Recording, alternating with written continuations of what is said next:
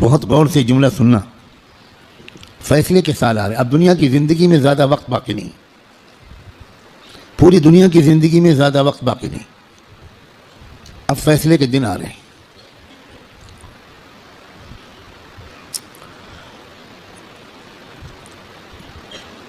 پہلے جیسا اب زمانہ نہیں ہے. ایک ایک دن جو گزر رہا ہے یہ فیصلے کے دن سے ہمیں قریب کر رہا ہے. اور فیصلے کے دن کی جو سب سے بڑی علامت ہے کہ اب فیصلے کا دن قریب ہے وہ ہے فلسطین کے حالات. کیونکہ اب بہت بڑے بڑے واقعات ہوں گے. دجال کی آمد بھی بہت دور نہیں ہے، اور حضرت عیسیٰ کی آمد بھی بہت دور نہیں ہے، اور امام مہدی کی آمد بھی بہت دور نہیں. اب مسئلہ یہ ہے کہ اگر اب بھی ہم گناہوں کی زندگی میں لگے تو ہمیں اللہ دجال کے ساتھ کھڑا کر دے گا، توبہ کی توفیق بھی ہم سے چھین لے گا. حضرت امام مہدی کے دشمنوں کے لشکر میں ہم کھڑے ہوں گے. اب یہ دیکھو، یہ وہ وقت ہے، کچھ پتہ نہیں کس وقت اگلا قدم اٹھ جائے.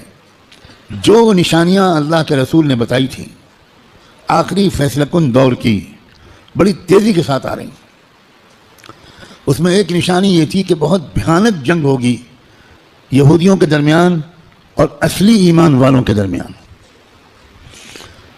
اس لیے جو کچھ اس وقت غزہ اور فلسطین میں ہو رہا ہے اس سے ہر ایمان والے کا ایمان ہزاروں گنا ہر منٹ میں بڑھنا چاہیے، اس لیے کہ وہی ہو رہا ہے جو اللہ کے رسول بتا کر گئے تھے.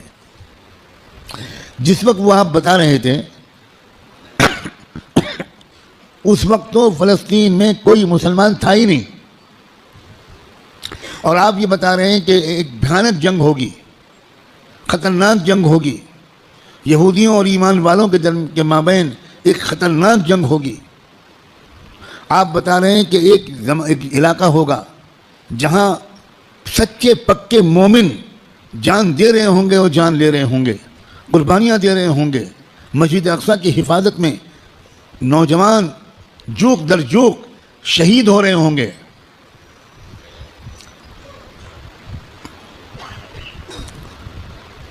اور اللہ وہاں کے مجاہدوں سے سب سے زیادہ خوش ہوگا. اصلی ایمان والے وہیں پر ہوں گے. یہاں تک کہ جب صحابہ نے پوچھا کہ یہ لوگ جن کے بارے میں آپ کہہ رہے ہیں سچے پکے مومن، یہ کہاں ہوں گے؟ آپ نے فرمایا یہ بیت المقدس اور اس کے چاروں طرف ہوں گے، مسجد اقصیٰ اور اس کے چاروں طرف ہوں گے. بالکل ٹھیک وہی جو کچھ آپ نے فرمایا تھا اس وقت وہاں ہو رہا ہے. ہم لوگ اسی زمانے میں ہیں. آپ اس سے خوش ہوں یا آپ اس سے ناراض ہوں، ہم کو اللہ نے وہی زمانہ عطا فرمایا جس میں ہم اپنی آنکھوں سے اللہ کے رسول کی بات کو سچا پکا ہوتا ہوا دیکھ رہے ہیں. تو اس وقت وہاں جو ہو رہا ہے اس سے ہر لمحے ایمان کو بڑھنا چاہیے ہمارے. یہ ہمارا ایمان کی مضبوطی کی وجہ. لوگ الٹا سمجھ رہے ہیں یہ جو کچھ وہاں پر ہو رہا ہے اس سے خوف اس کے دل میں آ رہا ہے جو سمجھا ہوا نہیں ہے، ڈر وہ رہا ہے جو سمجھا ہوا نہیں ہے. لیکن جو سمجھا ہوا ہے قرآن و حدیث کو، اللہ کے رسول کی باتوں کو، وہ یہ کہہ رہا ہے کہ یہی تو وہ فرمایا تھا اللہ کے رسول نے، جو ہو رہا ہے وہی ہو رہا ہے جو اللہ کے رسول فرما کر گئے تھے. اس کا مطلب یہ ہے کہ آپ کی نبوت برحق ہے، آپ سچے رسول ہیں. آپ نے اس وقت یہ فرمایا تھا جب اس کے کوئی آثار نہیں تھے. اب آپ نے جو آئندہ کے بارے میں فرمایا تھا کہ جو ہوگا، جب وہ ہو رہا ہے اور پچھلے 6 مہینے سے ہو رہا ہے، بلکہ پچھلے 75 سال سے ہو رہا ہے، جو اللہ کے رسول بتا کر گئے تھے، تو اس کے بعد میں جو ہوگا اس مقابلے کا آخری انجام، اس کے بارے میں اللہ کے رسول نے جو کچھ فرمایا وہ بھی یقیناً ہو کر رہے گا. اور وہ کیا ہوگا؟ وہ یہ ہوگا کہ اللہ کے کلمے کا بول بالا وہاں سے پھیلنا شروع ہو کر پورے عالم کی ہر کچی پکے گھر میں اللہ کا کلمہ داخل ہوگا. پوری زمین پر انصاف کا نظام قائم ہوگا، اللہ کا حکم چلے گا، باطل ٹوٹے گا، حق کا غلبہ ہوگا. ایمان والوں کو اللہ تعالیٰ عزت، حکومت، اقتدار، طاقت، غلبہ دیں گے. ان کی قربانیوں کے انعام کے طور پر ضرور دیں گے. اور پھر دجال کا قتل ہوگا، دجال سے چھٹکارا ملے گا، پوری دنیا میں لا يبقى بیت مدر ولا وبر الا وتدخل فیہ کلمۃ الاسلام بعز عزیز او بذل ذلیل۔ اللہ کے رسول کی حدیث کے الفاظ ہیں کہ کوئی کچا پکا گھر یا کوئی خیمہ ایسا نہیں بچے گا جس میں اللہ کا کلمہ داخل نہ ہو جائے، طاقت کے بل پر یا قبول کر کے داخل ہو کر رہے گا۔ اس لیے لوگوں، یہ بہت چوکنا رہ کر جینے والا زمانہ ہے۔ اگر اسی طرح غفلت میں رہے جس طرح اب تک جی رہے ہیں تو ہمیں خبر بھی نہیں ہوگی، اور اللہ کی طرف سے فیصلہ ہو چکا ہوگا کہ اس نالائق، فاسق، فاجر، خطاکار، گنہگار مسلمان کو میں دجال کا ساتھی بناؤں گا۔ یہ امام مہدی کا ساتھی نہیں بنے گا، یہ حق کا ساتھی نہیں بنے گا، یہ سچ اور انصاف کا ساتھی نہیں بنے گا، یہ مظلوموں کا خادم نہیں بنے گا، یہ ظالموں کا ایجنٹ بنے گا، یہ ظالموں کا مخبر بنے گا، یہ ظالموں کا دلال بنے گا، 4 پیسے کے لیے تھانے پہ جا کر مخبری کرے گا۔ یہ فیصلہ کسی لمحے ہم میں سے کسی کے بارے میں ہو سکتا ہے۔ یاد رکھنا، میں نے اللہ کی توفیق سے اپنی بساط کے مطابق بہت لمبی بات کو چند جملوں میں سمیٹ کر آپ کے سامنے رکھ دیا ہے۔ قسم کھا کے کہتا ہوں، اس میں ذرا بھی مبالغہ نہیں ہے، فیصلے کا دن قریب ہے۔